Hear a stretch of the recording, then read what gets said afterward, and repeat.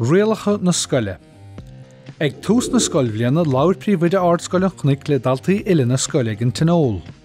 Thug sí óráid faoi Rialacha na Scoile. Chur sí béim faoi le bheas a bheith acu gach ile rinne agus gan bunaithe dhéanamh.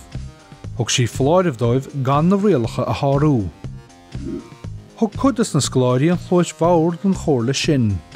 An bhaidan dar giún thosnig Seán agus Pádraig ag tríd sa chlós.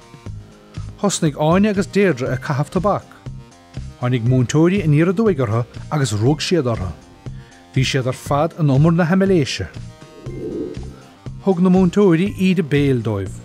Dúirt an máiste ó sé le Seán agus Pádraig gur ceartdóibh measa le riúd á chéile anas go gneo faoi timplacht na Scoile sonna. Dúirt iníon í bhríon leis na cailíní gur curamú airgid a bhí sa tabhac gan tráchtar an dochar a bhí sé a dhéanamh dá sláinte. Níor bheith sin deir an scéal áfach. Ghlaig an príomhuidir na tuismitheoirí ar fad agus bhínig sí an scéal dóibh. Agraíoch cruinniúidir na tuismitheoirí na scoláirí agus an príomhuide. Ní mó ná sásta bhí siad. Tugach iad na muc agus na Madrid as na scoláirí. Bhí cric cos agus lábhar na scoláirí roimh an gruinniú.